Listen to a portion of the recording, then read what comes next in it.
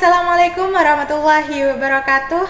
Alhamdulillahirrabbilalamin. Wassalatu wassalamu ala ashrafil anbiya'i wal mursalin Sayyidina wa maulana Muhammadin wa ala alihi wa sahbihi ajmain, amma ba'du. Yang saya taklimi pengasuh Pondok Pesantren Zainul Hasan Genggong, yakni Al-Mukarram Kiai Haji Muhammad Hasan Mutawakil Alallah SHMM. Yang saya hormati Bapak Rektor Universitas Zainul Hasan Genggong, yakni Dr. Abdul Aziz Wahab BAMHG. Yang saya hormati dosen pengampu mata kuliah Strategi Pembelajaran Matematika, yakni Ibu Wahyu Lestari MPD. Dan yang saya cintai kedua orang tua saya yang selalu memberi semangat dan doa. Dan tak lupa pula yang saya banggakan teman-teman seperjuangan sekalian. Baik, di sini saya akan mempresentasikan sebuah materi yang berjudul Pendekatan Pembelajaran Matematika. Baik, yang pertama di sini ada pengertian pendekatan pembelajaran. Pendekatan pembelajaran merupakan cara pandang dalam proses belajar dan mengajar yang dipakai untuk membuat suasana belajar yang efektif dan mendukung tercapainya tujuan yang diharapkan. Lanjut, pendekatan dalam belajar dikenal dengan dua jenis pendekatan, yaitu Student-Centered Learning and Teacher-Centered Learning. Student-Centered Learning atau CTL adalah pendekatan belajar yang berpusat pada siswa. Dan yang kedua ada Teacher-Centered Learning atau TCL. TCL adalah pendekatan pembelajaran yang berpusat pada pendidik. Lanjut ke karakteristik pendekatan pembelajaran. Pendekatan pembelajaran memiliki karakteristik yang dapat digunakan. Yang pertama ada identifikasi, menetapkan sasaran, menetapkan kualifikasi output dan target yang ingin dicapai harus dilatari oleh lingkungan. Kedua, memilih cara yang paling efektif dalam mencapai sasaran. Ketiga, merancang alur proses belajar mengajar dari awal hingga akhir. Dan yang terakhir, menetapkan kriteria dan standar sebagai tolak ukur pencapaian pembelajaran yang telah ditetapkan. Lanjut ke pembelajaran menurut para ahli. Di sini ada 4 definisi teori dan konsep pendekatan pembelajaran menurut para ahli. Yang pertama ada Sagala tahun 2005. Pendekatan pembelajaran merupakan jalan yang ditempuh oleh guru dan siswa dalam mencapai tujuan instruksional untuk suatu satuan instruksional tertentu. Kedua ada Sagala tahun 2003 menyatakan bahwa pendekatan menjadi suatu sudut pandang pendidik kepada peserta didik dalam menilai, menentukan sikap dan perbuatan yang dihadapi. Ketiga ada Nuriman tahun 2009 berpendapat bahwa pendekatan lebih menekankan pada strategi dan perencanaannya. Dan yang terakhir ada Rusman tahun 2013 berpendapat bahwa pendekatan dapat diartikan sebagai titik tolak atau sudut pandang kita terhadap proses pembelajaran.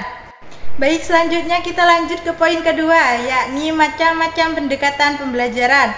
Ada beberapa macam pendekatan pembelajaran yang digunakan pada kegiatan belajar mengajar. Yang pertama ada pendekatan konstekstual. Pendekatan konstekstual merupakan proses belajar mengajar dengan pembelajaran bermakna melalui kegiatan-kegiatan yang melibatkan siswa secara langsung. Siswa tidak dilatih untuk menghafal, sekedar mengetahui atau memahami.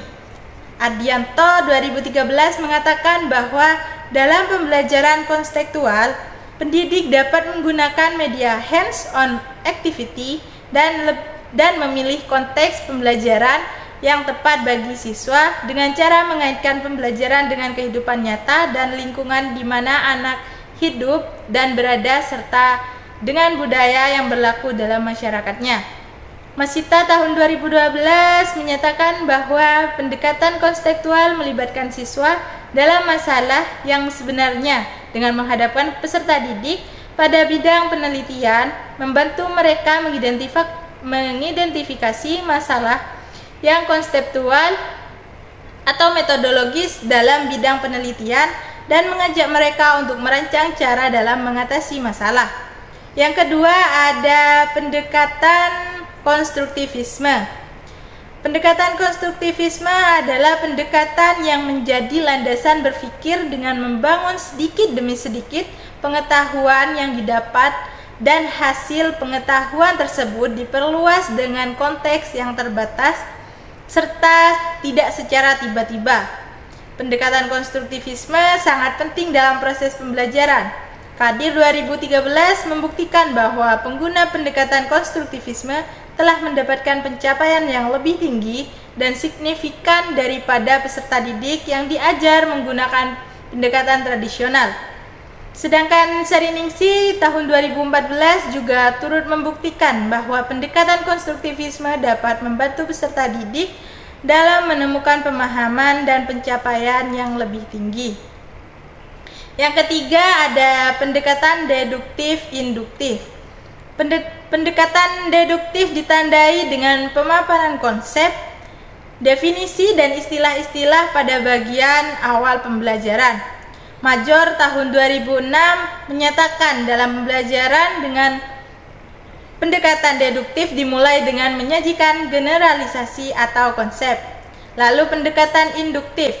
Ciri utama pendekatan induktif dalam pengolahan informasi adalah menggunakan data untuk membangun konsep atau untuk memperoleh pengertian. Major tahun 2006 berpendapat bahwa pembelajaran dengan pendekatan induktif efektif untuk mengajarkan konsep atau generalisasi. Pendekatan induktif-deduktif melatih siswa memecahkan soal atau masalah. Winarso tahun 2014 menyatakan bahwa induktif dan deduktif dapat dipakai dalam membahas materi pembelajaran. Lalu yang keempat ada pendekatan sains, teknologi, dan masyarakat. Pendekatan sains, teknologi, dan masyarakat atau STM merupakan the teaching and learning of skills in the context of human experience. Artinya, STM dipandang sebagai proses pembelajaran disesuaikan dengan konteks pengalaman manusia. Pendekatan ini melatih kreativitas, sikap ilmiah, dan menggunakan konsep serta proses peserta didik dalam kehidupan sehari-hari. Menurut Rintayati dan Putro 2014, bahwa STM merupakan approach is able to improve learning activity with character intelligence and creativity student. Pandangan tersebut senada dengan pendapat NC State University. Hasil penelitian Jauhar tahun 2018 yang menunjukkan bahwa pembelajaran menggunakan pendekatan STM dapat melatih kreativitas, sikap, proses, dan konsep pengetahuan. Yang kelima ada pendekatan open-ended. Pendekatan open-ended, pendekatan belajar yang menyajikan suatu problem yang dirancang agar memiliki multi jawaban yang benar. Dikenal dengan istilah problem tak lengkap atau soal terbuka. Tujuan utamanya bukanlah untuk mendapatkan jawaban, tetapi bagaimana cara agar untuk sampai pada jawaban. Yang keenam ada pendekatan saintifik. Proses pembelajaran pada kurikulum 2013 untuk semua jenjang dilaksanakan dengan menggunakan pendekatan saintifik. Proses pembelajaran harus menyentuh 3 ranah, yaitu sikap, pengetahuan, dan keterampilan. Proses belajar dengan pendekatan saintifik terdiri atas 5 kegiatan, yaitu mengamati, menanya, mengumpulkan data atau eksperimen, mengolah informasi, dan mengkomunikasikannya. Yang ketujuh ada pendekatan realistik. Pendekatan realistik adalah salah satu pendekatan pembelajaran matematika yang menekankan pada keterkaitan antara konsep-konsep matematika dengan pengalaman sehari-hari. Dalam pembelajaran realistik, dunia nyata dinyatakan sebagai sumber pemunculan konsep matematika. Yang terakhir ada pendekatan etnomatematika. Menurut Agassi dan Wahyuwono tahun 2016, pendekatan etnomatematika merupakan pendekatan yang digunakan untuk menghubungkan antara realitas budaya, lingkungan peserta didik, dengan matematika saat proses belajar.